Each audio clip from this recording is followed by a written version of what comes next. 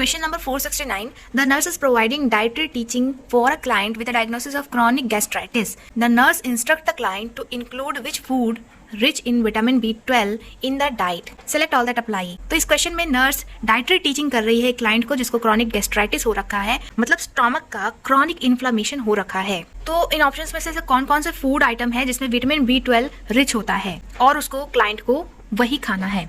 तो जो गैस्ट्राइटिस होता है वो infection and inflammation of the stomach होता है और वो भी मोस्ट कॉमनली एच पायलोरी के कारण ये सबसे ज्यादा होता है। तो अगर कभी भी क्वेश्चन पूछा जाए कि gastrointestinal infections are more common by the, answer आपको देना पड़ेगा एच पायलोरी।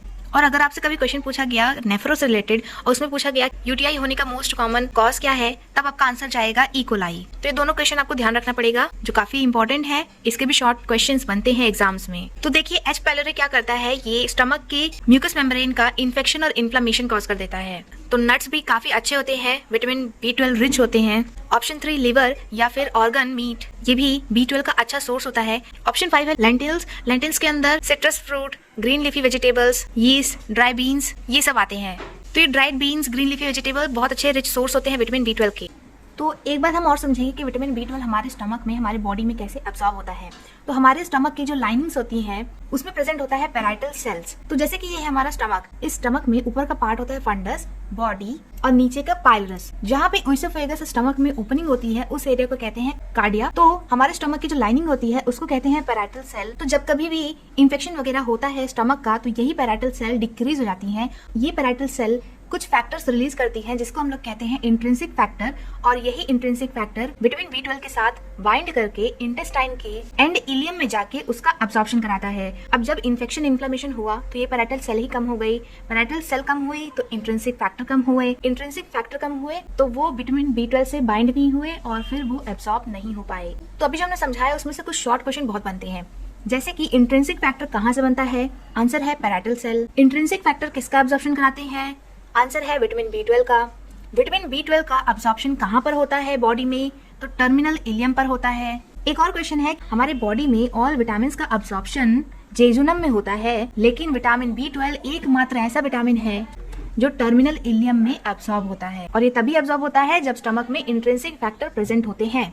अगर इंट्रिंसिक फैक्टर नहीं होगा तो विटामिन B12 का अब्सॉर्प्शन नहीं होगा। और विटामिन B12 का इतना जरूरत क्यों है, for the maturation of the RBC, red blood cell. Gastritis की कंडीशन में RBC की संख्या घटेगी और पेशेंट को एक अनीमिया हो जाएगा जिसको हम लोग कहते हैं पर्नीसियस अनीमिया। तो अब हमको क्या करना है, जब कभी भी आपके पास कोई भी गैस्ट्राइटिस का पेशेंट आया तो आपको सबसे पहले तो उसको NPO करना है। ऐसा क्यों करते हैं, डायरेक्ट NPO क्यों कर देते हैं, ऐसा इसलिए कि जब कभी भी वो पेशेंट कुछ फूड या फ्लूइड खाएगा पिएगा तो क्या होगा कि जो स्टमक की लाइनिंग है, म्यूकोसा है, वो इरिटेट होने लगेगी, इरिटेट द गैस्ट्रिक म्यूकोसा।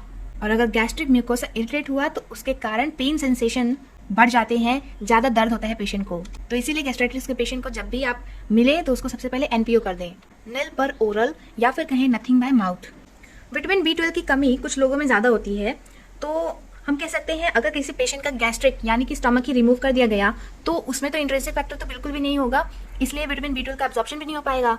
तो किसमें हम कहें किसमें विटामिन B12 की कमी ज्यादा होती है, गैस्ट्रेक्टॉमी वाले पेशेंट्स में। फिर जो पेशेंट वेगन डाइट लेते हैं, मतलब जो सिर्फ वेजिटेरियन होते हैं, उनमें भी विटामिन B12 की कमी होती है क्योंकि विटामिन B12 ज्यादातर एनिमल प्रोडक्ट्स में पाया जाता है। फिर तीसरे हैं वो लोग जिनमें इंट्रिंसिक फैक्टर की डेफिशिएंसी है। विटामिन B12 की कमी के कारण बॉडी में थकान होती है, फैटिग होता है, दिन भर सोने का मन करता है, कुछ भी काम करने के बाद एकदम ही वो पर्सन थक जाता है। तो ये सब था कुछ विटामिन B12 के बारे में। अगर आपको वीडियो पसंद आई तो आप इसे लाइक कर सकते हैं, शेयर कर सकते हैं, जो कि बिल्कुल ही फ्री है, और इस वीडियो को शेयर करिए। जितना आप लोग शेयर करेंगे उसी तरह से हम लोग ऐसी वीडियोस कंटिन्यू बनाना कर पाएंगे। सो अब हम एनक्लेक्स का आंसर भी देखेंगे कि एनक्लेक्स की बुक में इसका क्या आंसर दिया गया है। आप इसको रीड कर सकते हैं। पूरी बुक की थ्योरी प्लस MCQ का एक्सप्लेनेशन पाने के लिए हिंदी में अच्छे तरीके से आप हमारे चैनल को सब्सक्राइब कर लीजिए। इस वीडियो को जितना हो सके उतना अपने ग्रुप वगैरह में शेयर करिए, क्योंकि जितना ये वीडियोस शेयर होंगी उतनी ही वीडियोस हम और ऐसे ही कंटिन्यू बना पाएंगे। So thank you so much for watching.